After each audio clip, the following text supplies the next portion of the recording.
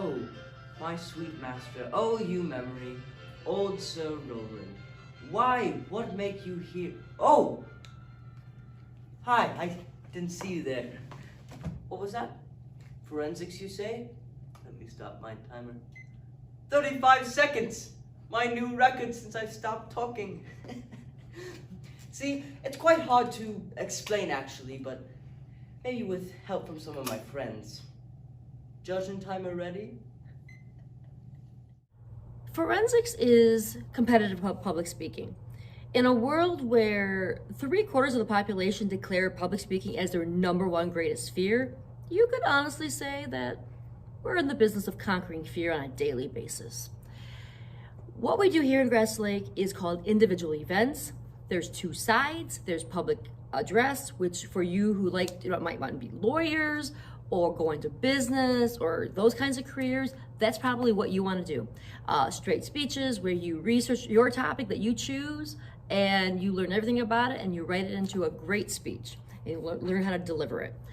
The other side of all of you actors out there who love comedy or drama and you just love being on a stage, interpretations for you. We have a lot of fun on this team. You meet lots of people. And honestly, you come away with skills that will benefit you no matter what you decide to do. Poise, confidence, and the ability to keep an audience riveted to every word that you say. So think about it. Come join the forensics team and conquer any possible fear that you might have of public speaking. Oh, hi, I didn't see you there. I think that you should join Forensic Speech.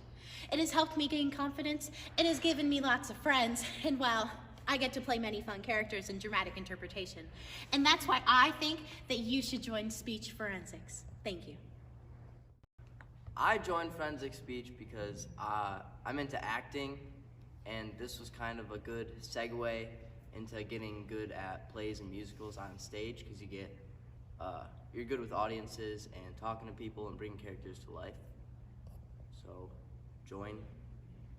Honestly, my girlfriend made me do it, but it brought up my confidence a lot, got a lot more friends, a few more friends, made me feel more confident presenting in class, and if you have to give a speech, it really helps with that. Now on to the hot, handsome fellow on the fireplace. No. Mom, I have a ride. I don't need a ride. I can walk. It's fine. It's not even that long. Oh! Bye, Mom. You're absolutely correct. Public speaking events can actually help with the workforce, self-confidence, poise, social skills. But it's important to know the different categories of forensics. I'll get some more help on this one. 1 second. As Grass Lake's public address captain, I'm here to talk to you about one of the 2 main categories of forensics. Public address is the more formal presentation in forensics. So some of our main categories are persuasive, sales, and informative. Here you research and write your own piece and then perform. This is specifically good for people who want to go into law, business, and journalism, along with many more. Another part of public address is limited prep events, which is specifically for the brave of heart and the big-brained folks. In limited prep, you only have a limited amount of time to research and write your piece before you perform it. So it's incredibly difficult, but so fun when you do. Hi. The second category in forensics is interpretation. Specifically for those people who are interested in acting through our forensics program. You can bring characters to life very easily with it, like in dramatic interpretation and prose, where you take a movie, TV show, play, musical, or book, and you cut it down, and you have to perform it in a certain time limit. But then there's also poetry and storytelling. In storytelling, you bring to life a children's book and in a certain time limit by yourself. And then in poetry, you recite poems. There's also duo, which is very similar to dramatic interpretation, except you have 2 people performing instead of 1. You get a little bit more time. But then there's also multiples, which is very similar to duos, except you have more than 2 people. It's 3 to 8 people in a certain amount of time. Bye-bye. There's also a category for original. There's original prose and original poetry, where you get to push your limits of creativity In original prose, you write your own short story. In original poetry, you write your own poetry, and then you perform it.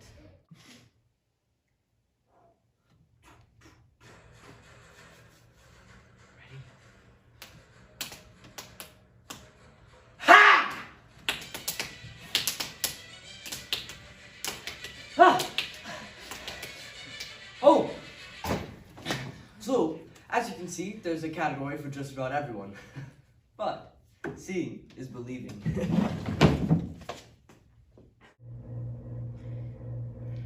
Jenny's been coming around less and less. They all have. I mean, of course, with the big prom coming up, everyone has to firm up and slim down. But then there's Beth and Lisa. Now Lisa, oh Lisa, with her jealous eyes. Oh my goodness, your complexion is to die for. And then your cheekbones. Seriously, Lisa, you're jealous of my cheekbones after the slush that they put in me in the hospital, and you're jealous of the outcome?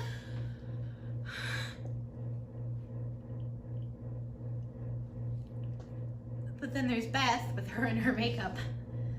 I remember last week we went to the mall and she spent a fortune on makeup. I gotta admit though, when she put it on me, I looked pretty beautiful. We all did. On the outside. But then there's Hildy Ruckerforth. Now Hildy's a short little chubby girl who sits behind me in algebra class. I remember one day after class she came up to me and, "Hi, I was just wondering if you were planning on going to the prom. If you were, it's okay. But I was just thinking that if you weren't, then maybe you'd want to come over to my house and we could rent movies and have a movie-thon, or we could just talk."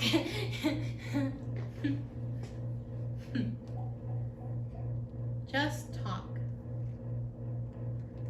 Of course, my first instinct, though, was to tell Jenny, and she would have it around the school within the hour.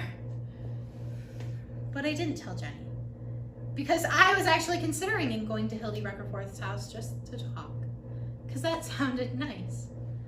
Just to talk. I ran into my first academic roadblock in the 2nd grade, far earlier than I think was expected of me.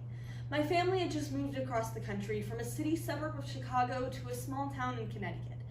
This was my 5th official move, and I was starting at my 6th new school. As young as I was so excited to make new friends and get new classmates. The concept of school becoming a struggle hadn't even crossed my mind. The thing was, my family moved to a completely different type of school. The suburbs in Chicago were notoriously bad schools. Performances on standardized tests were low throughout the entire district. When I was in 2nd grade, we were just beginning to learn subtraction, and I was zooming ahead, literally because our math theme was rocket ships. In Connecticut, though, my district was one of the best in the state, and I was placed in the advanced class because of my reading scores.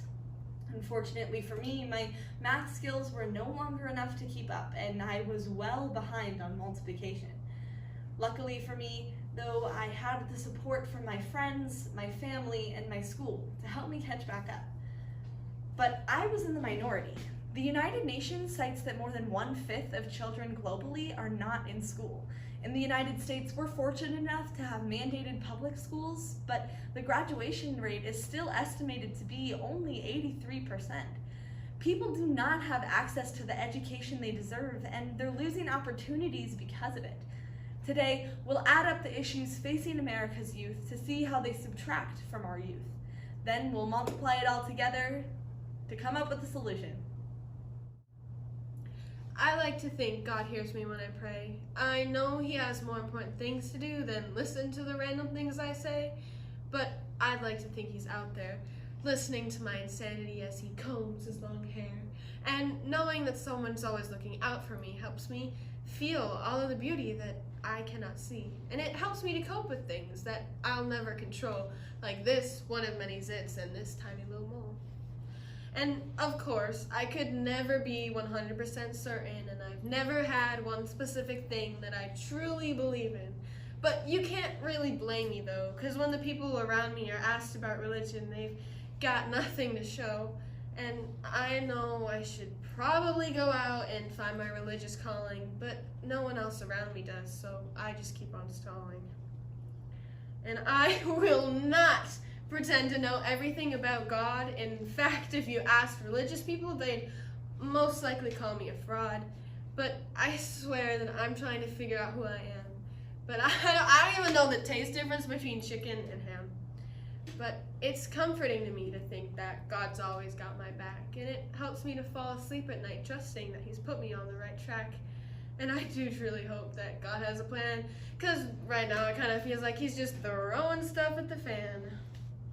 And I constantly find myself asking God for signs that He's real, a sign as in something physical that I can touch and feel. But yet, when I need something to ease my mind, like a little clarity, I can't help but pray for my loved one's safety. Of course, I know praying isn't all there is. Hard work is also needed. I can't expect God to do everything while I lazily wait here seated. But I think I first started praying because I just wanted someone to get it. Then eventually I kept doing it until it was practically a habit. And sometimes I find it weird that I pray so consistently when religion was never really this big part of me. And I don't talk to God very professionally. I see Him more as a friend, mostly because He knows everything about me and hopefully will until my end.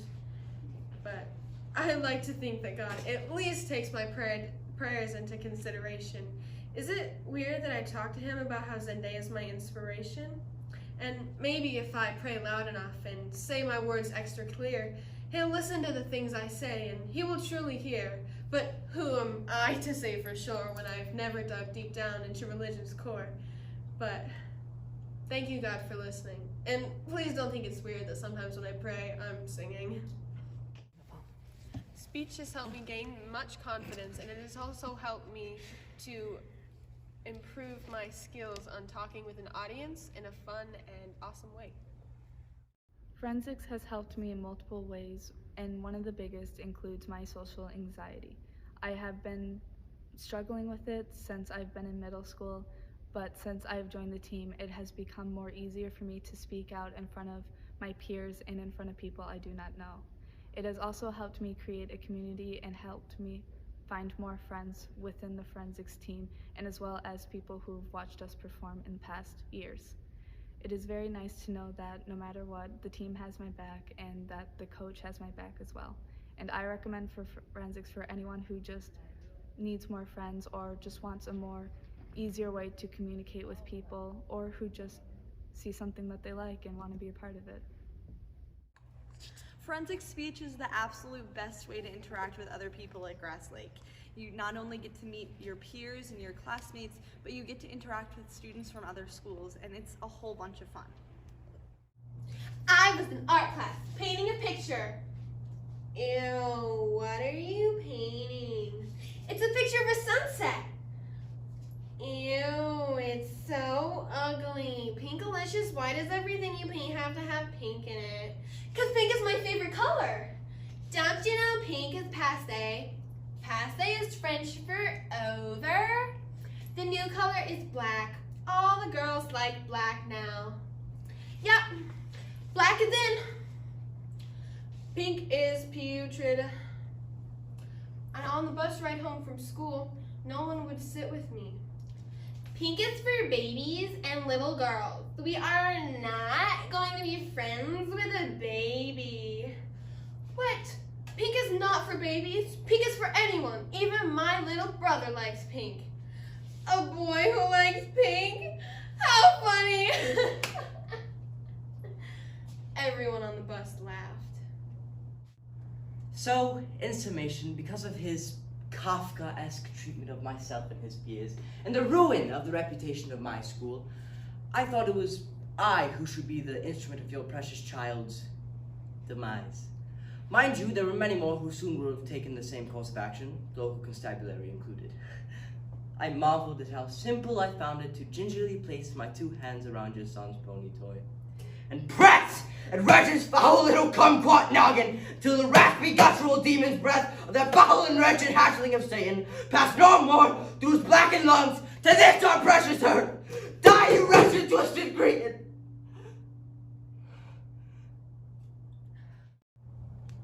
Did your mom lobotomize you this morning, Benny?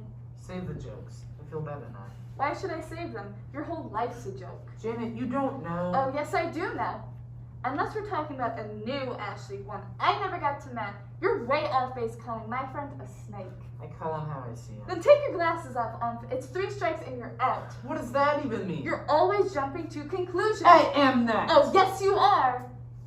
And Ashley is tired of it. Good. As long as she keeps her distance from me, I can care less what she's tired of. That's not true. I can tell that you're still crazy about her. Of course I am. I love Ashley. She's the best thing that has ever happened to me. But she cheated on me. She kissed another guy. And I can't just look the other way. I'll teach her a lesson. And when she comes crawling back... Oh. I don't think that's going to happen. Well, why not? She loves me. She's a cheating 2-timer, but she still loves me. She'll eventually come to her senses. She was in love with you. I'm not so sure now. What do I do? I don't want to lose Ashley forever. I can't just let her get away with such a rotten thing. Oh, why did I fall for such a mean, venomous snake? It's unfathomable to me that you refer to Ashley as a venomous snake. Well, how would you describe her? As the type of person who stayed up until 3 a.m. baking your home economics project because you had 2 tests to study for that night. And oh, let's not forget that you had a full 3 weeks to complete the assignment. You just kept putting it off, and then it was Ashley to the rescue. Or should I say, the venomous snake? All right, lay off the guilt trip. We have lots of fun here in forensics. Seriously, forensics can add to your high school experience. Joint speech and advanced competitive speech, and find a place to belong. No cap.